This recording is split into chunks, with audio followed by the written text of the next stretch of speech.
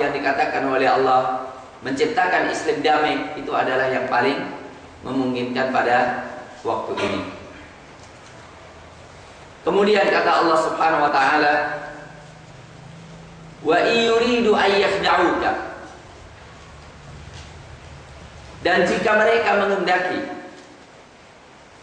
ayyakhda'uka, untuk menipumu, fa inna hasbakallah, maka sesungguhnya Allah cukup bagimu. Fa inna, maka sesungguhnya hasbaka, cukup untukmu Allah Huwallazi, dia Allah yang ayyadaka, mendukungmu, mensupportmu, binasrihi, dengan pertolongannya, wabil mu'minin, dan dengan orang-orang beriman. Wa allafa baina qulubihim, dan dia Allah allafa, melunakkan, menyatukan, memadukan, baina qulubihim, antara hati mereka. Lau anfaqta ma fil ardi jami'an, kalau engkau menginfakkan ma fil ardi, apa-apa yang di muka bumi, jami'an, semuanya, ma allafta, tidak mungkin engkau menyatukan, ma tidaklah, allafta, engkau menyatukan, memadukan, baina qulubihim, antara hati mereka. Walakin Allah, akan tapi Allah, allafa bainahum, yang menyatukan hati di antara mereka. Innahu, sesungguhnya dia Allah azizun, maha perkasa, hakimun, maha bijaksana. Ma'asyiral muslimin, hafizakumullah, apa yang Allah katakan, wa yuridu ayyakhda'u, wa yuridu ayyakhda'uka fa inna hasbakallah. Ini ada keterkaitan dengan ayat sebelumnya yang sebagaimana saya katakan, seakan-akan kalau mereka zahirnya ingin damai, terimalah perdamaian itu, terimalah perdamaian itu. Dan kalaupun di hati mereka, karena engkau nggak melihat hati mereka, kalaupun di hati mereka menjadikan perdamaian itu dalam rangka mereka mempersiapkan kekuatan mereka untuk menyerangmu kembali, jangan digubris. Wa yuridu ayyakhda'u, yang penting jaga kekuatanmu, persiapkan kekuatan baik, waspada dan hati-hati. Tapi kalau zahirnya mereka ingin damai, tapi Anda dalam kondisi kuat. Kalau mereka melakukan tipu muslihat dalam perdamaian itu, tenanglah. Fa inna hasbakallah, sesungguhnya Allah Subhanahu wa ta'ala yang mencukupi engkau. Subhanallah, jelas sekali ya. Jadi tidak ada masalah. Bukan berarti blow on loh, bukan berarti mudah ditipu loh. Iya, damai, bukan berarti kemudian tidur, tetap waspada. Tapi minimal menciptakan iklim yang bebas untuk dakwah dulu. Kalau mereka berusaha untuk menipumu, membuat makar untukmu, dalam kondisi demikian, tetaplah engkau berjalan dalam perdamaian. Insya Allah, Allah yang mencukupi engkau. Yang kedua, yang penting apa? Softmu tetap utuh, loyalitas tentaramu tetap kuat. Maka Allah mengatakan, wallazi ayyadaka binasrihi, dialah Allah yang mendukungmu, mensupportmu, menguatkan engkau dengan pertolongannya dalam melawan orang-orang Bani Quraidah, melawan orang-orang kafir, dan menolongmu dengan orang-orang beriman. Siapa? Yaitu Aus dan Khazraj, orang-orang Ansar. Ini penting. Ma'asyiral muslimin, hafizakumullah, Allah Subhanahu wa ta'ala tegas mengatakan, fa inna hasbakallah. Implementasinya gimana? Walladzi ayyadaka binasrihi wabil mu'minin. Kalau mereka Ada kekhianatan, gampang. Nanti kau umumkan, selesai, nggak ada perdamaian, perang. Dan ketika itu Allah Subhanahu wa Ta'ala akan menolongmu. Dengan apa? Menolongmu dengan kekuatannya, menolongmu dengan malaikatnya, dan menolongmu dengan orang-orang beriman. Jelas bahwa Rasulullah SAW dijanjikan oleh Allah dalam kemenangannya melalui sunnatullahil kauniyah, yaitu bahwa perjuangan harus ada pemimpin dan pendukung. Harus ada orang yang memiliki ide dan harus ada orang yang mensupportnya. Di situ bisa sukses.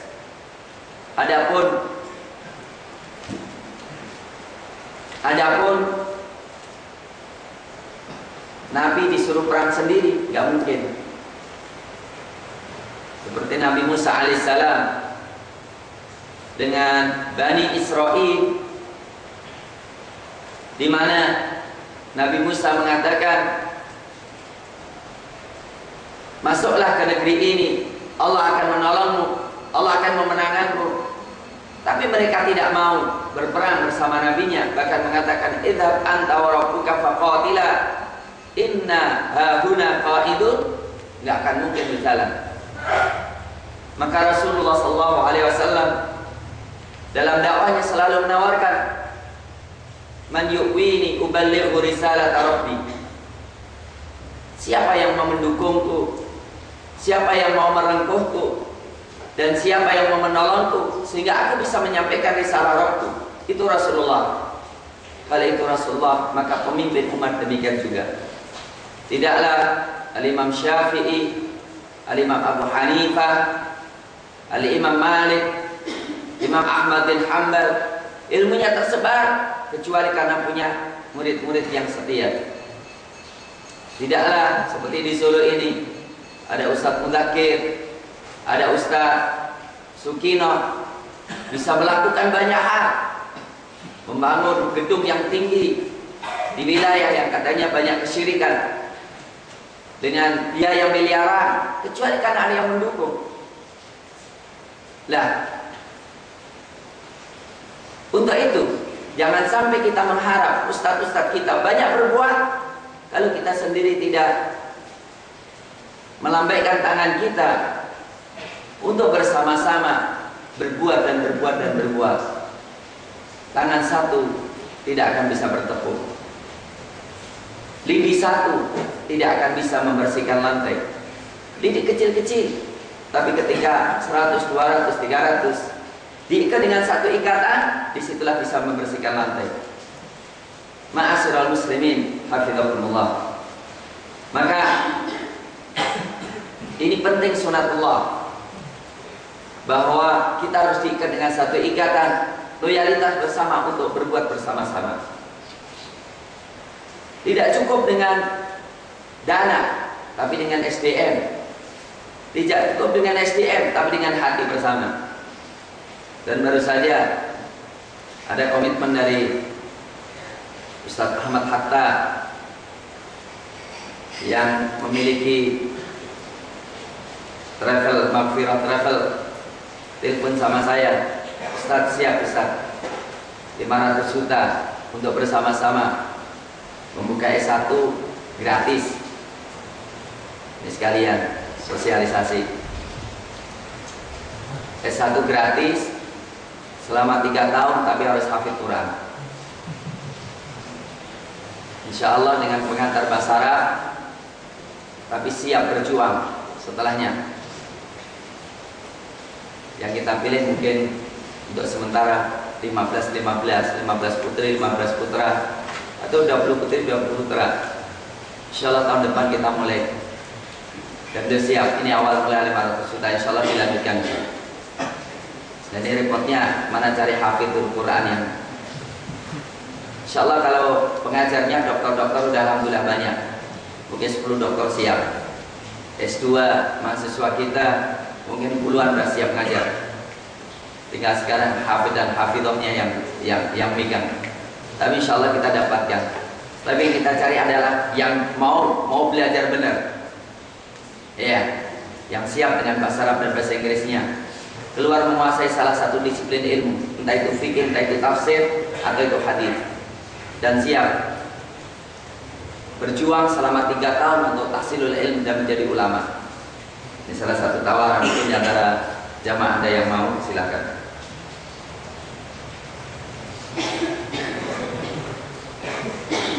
Iya. Walladzi ayyadaka binasrihi wa bil mu'minin. Perjuangan harus ada yang mendukungnya. Sebagaimana Rasulullah sallallahu alaihi wasallam dijanjikan oleh Allah Subhanahu wa taala untuk dimenangkan dengan orang-orang beriman. Tapi ada kata-kata al-mu'minin, bil mu'minin, dengan orang-orang beriman. Orang beriman sejati. Dan tidak mungkin mereka menolong Rasulullah kecuali mereka bersatu. Wa allafa baina qulubihim.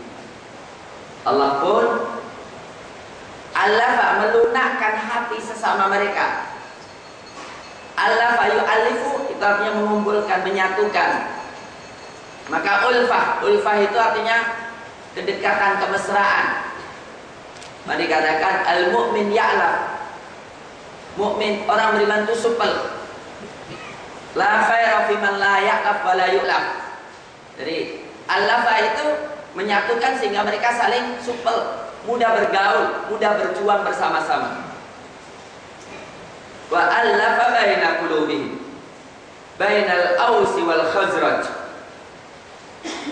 Subhanallah, Allah menyatukan hati kaum muslimin, hati kaum mukminin, Aus dan Khazraj. Dan ini bukan sembarang. Karena apa? Lau anfaqta ma fil ardi jami'an ma allafta baina qulubihim. Kalau engkau membelanjakan seluruh bumi, seluruh isi bumi, semuanya, gak sisa sama sekali, engkau gak bisa menyatukan hati mereka. Menunjukkan kesatuan hati jauh lebih mahal daripada dunia dan seisinya. Maka kalau orang melupakan sebagian hartanya dalam rangka yang penting hatinya bersatu, mestinya harus dianggap gak apa-apa lah. Umpamanya 2 orang saling jagokan dari anggota DPR, mestinya wah, kalau sama-sama maju maka hatinya bisa pecah. Mengorbankan seluruh dunia dan seisinya dalam rangka menyatukan aja nggak ada masalah. Ketika Allah mengatakan lau anfaqta ma fil ardi jami'an, itu kan menunjukkan bisa saja engkau menginfakkan seluruh bumi dan nggak ada masalah, yang penting bersatu. Tapi ternyata juga nggak menyatukan.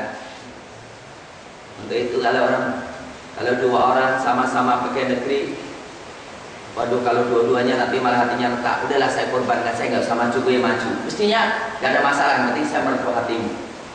Tidak masalah kita berkorban duit sebesar apapun, yang penting saya bisa merepuh hati saudara kita, kan gitu. Ini menunjukkan kesatuan hati jauh lebih mahal. Maka Mujahid dan temannya menyampaikan hadis, idza taqal musliman fatasafaha tasaqat dunubuhuma kama tasaqat awraq asy-syajar fi waqti shayd. Jika 2 orang beriman bertemu kemudian saling bersalaman, maka berguguran dosa keduanya seperti berguguran daun pada musim kemarau. Temannya bilang, itu ringan, itu masalah. Loh, gue jangan bilang ringan dong. Kata Allah, lau anfaqta ma fil ardi jami'an ma alafta baina qulubihim. Jadi ketika 2 orang beriman ketemu senyumnya senyum beneran, bukan senyum resmi. Salaman beneran, bukan salaman karena malu-malu. Bapak, ada salaman itu karena malu-malu, ada salaman resmi dan ada salaman beneran. Ya, ada salaman pakai wan, ada juga gitu. Jadi ketika memberikan salam dengan benar-benar mukhlis, salaman dengan benar mukhlis, itu lebih mahal daripada dunia dan sisinya. Kemudian, ma'asyiral muslimin, ada pertanyaan yang sangat mendasar.